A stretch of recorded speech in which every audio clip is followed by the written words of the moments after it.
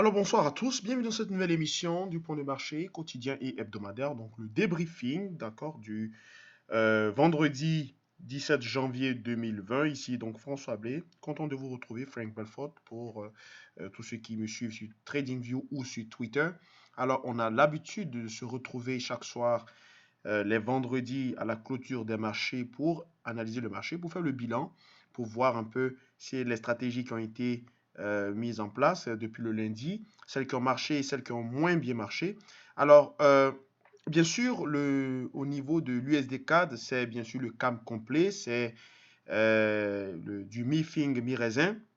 Autre fait que, c'est-à-dire après le tour, le boucan qu'on a eu, ou tous les bruits, les discussions qu'on a eu autour de la phase 1, la phase 1 des négociations commerciales entre la Chine et les États-Unis, qui d'ailleurs n'ont pas abouti à grand chose, puisque les tarifs ou les sanctions tarifaires sont toujours maintenues, d'accord, du côté de la Chine comme du côté des États-Unis.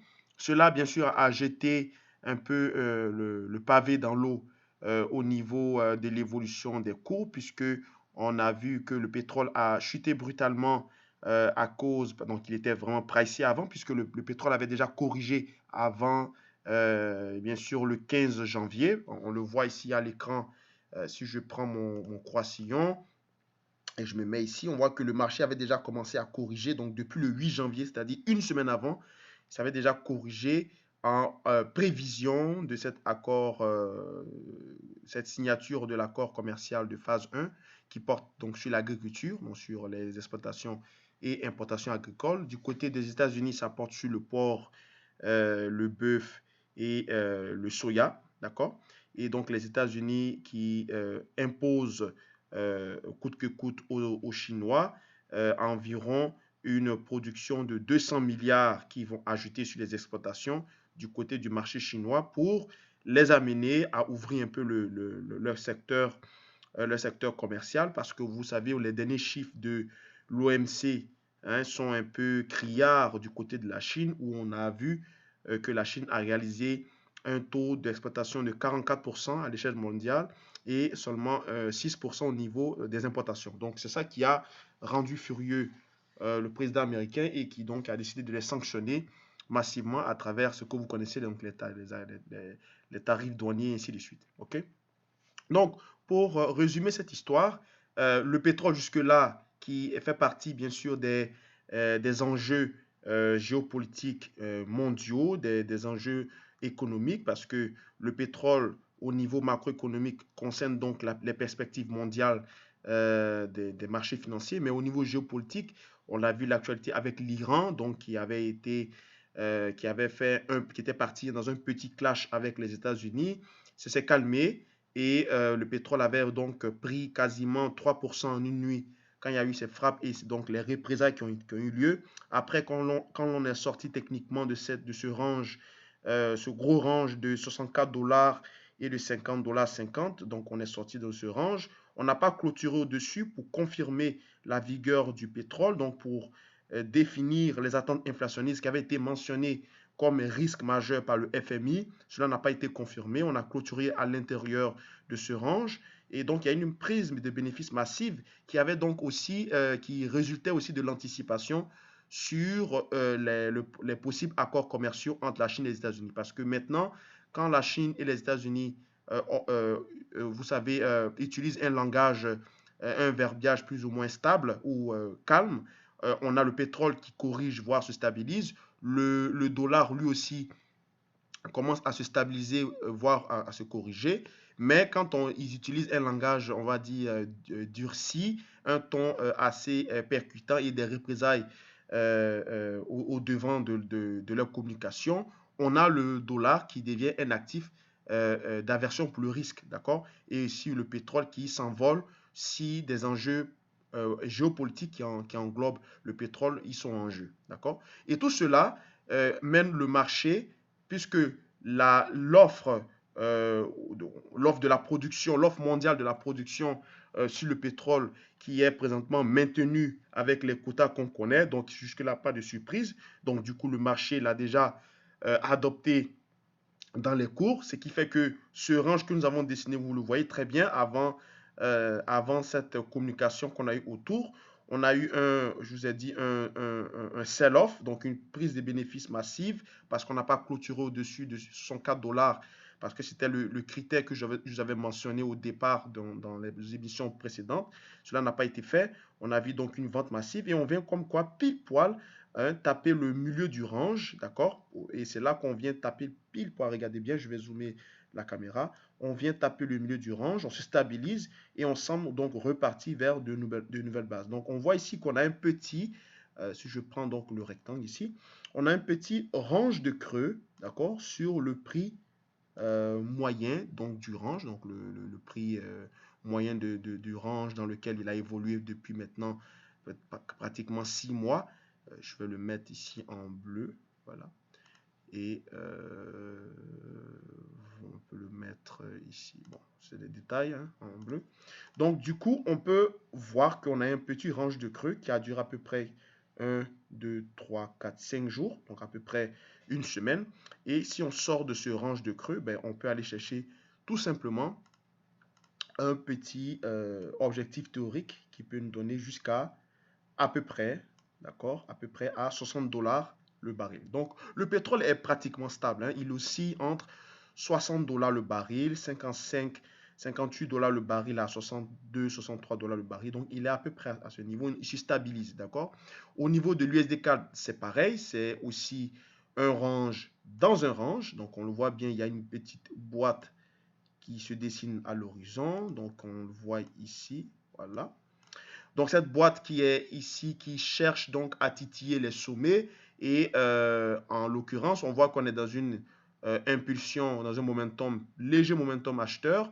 On est en train de faire un range de milieu de tendance. Donc, pourquoi pas amener donc le marché à avoir une sorte de mouvement de continuation. Vous connaissez souvent ces genres de figures qu'on appelle souvent des drapeaux, des pennants, donc les fanions. Et ici, en l'occurrence, c'est le même cas. Donc, on a eu, donc, après une baisse, range de creux, cassure du range de creux, on le voit ici. Hein. Donc, vous voyez ici, on a eu un range de creux ici, cassure du range de creux, accélération, range encore. Donc, certainement une cassure acheteuse pour aller viser donc le seuil, pourquoi pas des 1,32. D'accord? Donc, on est pricé pour aller viser les sommets. Donc, les sommets ici aux alentours des 1,31,50, voire 1,32. Donc, c'est la même configuration qu'on retrouve ici sur le pétrole et sur les autres aussi indices majeurs.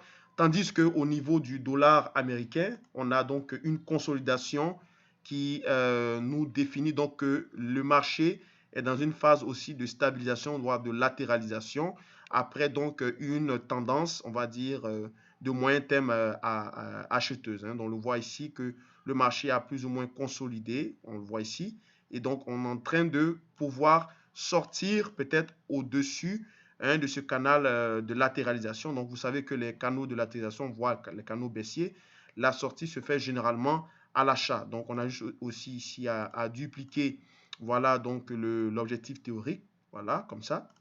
Et on peut aller viser donc le milieu de ce canal qui est aux alentours des 98 points au niveau du dollar index. Donc cela peut augurer, bien sûr, pricer ou faire le forcing sur le dollar, l'USD CAD à le pousser à l'achat parce qu'il est pricé ici pour aller à l'achat. On peut également avoir aussi en tête ce range également ici, ce range de latéralisation. Donc on le voit bien qu'on est dans un range et si on casse donc ce range, on va aller chercher bien sûr comme objectif théorique, on le voit ici au sommet, qui est à peu près à 99, 98, 50. Hein. Donc ce sont les mêmes configurations qu'on retrouve à chaque fois partout et ça définit bien l'état du marché en ce moment. On est pratiquement dans un état stationnaire. Donc si je définis donc l'horizon de temps, hein, la dimension temporelle au niveau voilà, du dollar index, si je le mets également au même niveau, voilà, ici, donc à peu près au même niveau, voilà, ici, on voit très bien que à ce niveau-là, le marché également est en train de stabiliser. Donc les mêmes impulsions et les mêmes configurations qu'on a eu aux alentours du 30 septembre et au niveau du 11 juillet 2019 donne on va dire, impulsion, une latéralisation des cours, hein. Et cela va amener le marché aussi à pouvoir soit se stabiliser ou soit à trouver une nouvelle impulsion. Au niveau du dollar, du dollar canadien index, les chiffres de l'emploi sont légèrement, se sont améliorés, mais l'état de l'économie reste quand même tout de même neutre. Donc, ça a amélioré un petit peu la lecture macroéconomique sur l'état de la valeur de la monnaie canadienne. On a aussi le pétrole qui se stabilise. On a le PMI manufacturier au niveau du Canada qui est, disons, il n'est pas bon, il n'est pas pire, mais il n'est pas non plus excellent. Donc, on est plus ou moins dans une phase de stabilisation, de neutralité, mais avec un biais légèrement haussier parce que l'inflation sous-jacente et l'inflation en rythme annuel se portent mieux. Le rythme des salaires, du taux horaire du salaire au Canada aussi est en légère accélération, tandis que aussi on a eu une hausse récemment des prix des denrées alimentaires de 4%. J'avais déjà fait une intervention là-dessus. Donc, cela peut provoquer une spirale inflationniste et, on va dire, exciter la consommation au niveau du Canada. D'autant plus qu'on voit également que le pétrole aussi a des relents, hein, des soubresauts acheteurs à très très très court terme. Donc cela peut donner aussi une impulsion, un élan acheteur au niveau du dollar canadien. On le voit très bien ici aussi qu'on a un léger range, une petite boîte ici. Et donc le marché peut tout de même, hein, le marché peut tout de même chercher à casser cette boîte pour accélérer également à l'achat puisqu'on est dans un mouvement prédéfini, un mouvement qui précède cette boîte, donc un range de consolidation. Donc on peut avoir donc une figure que vous connaissez généralement tous, ce sont les drapeaux. Voilà, donc accélération, momentum acheteur, consolidation à l'intérieur de la boîte, sortie donc par le haut pour aller viser comme objectif théorique de cette boîte. On peut aller viser les 78 ou les 75-78 à peu près. Donc ici, 77,5, 78, bon, de façon vague. Donc, on est au niveau du dollar canadien dans une dimension assez prononcée au niveau de l'achat. On est également en stabilisation, voire en légère reprise acheteuse au niveau du pétrole. On est également en consolidation et aux portes de la sortie du canal, hein, du canal de latéralisation au niveau du dollar. Donc, on vise également l'achat. On est également, pour finir, au niveau d'une reprise, légère reprise acheteuse, donc d'un momentum d'accélération au niveau de l'USDK. Donc, c'est-à-dire que quand on regarde de façon globale les quatre figures ici, on voit que techniquement, on est placé pour accélérer, pour avoir une accélération haussière dans les jours à venir. Le lundi, donc ce lundi qui arrive, je vais vous communiquer également la stratégie qu'il faut avoir, donc le niveau qu'il faut casser. Mais déjà, de coup à coup d'œil, on peut déjà commencer à avoir en tête que si on clôture, si on commence à coter au début de cette semaine au-dessus de 1,30 840, il faudrait commencer déjà à chercher à se positionner à l'achat. D'accord? 1,30 840 en clôture H4 ou en clôture horaire en intraday, c'est le début de l'accélération haussière pour aller viser les 1,3150 voire plus. Donc le terminus c'est 1,32 parce que c'est le milieu du range qui nous permettrait donc de réintégrer massivement ce range qui a été fait ici depuis ce rendez-vous manqué lorsqu'on a eu donc les informations sur le pétrole avec le groupe de Vienne. Merci encore d'avoir suivi ce débriefing, donc cette intervention. On se retrouve lundi pour l'établissement d'une nouvelle stratégie. Portez-vous bien, passez un bon week-end et à plus tard. Au revoir.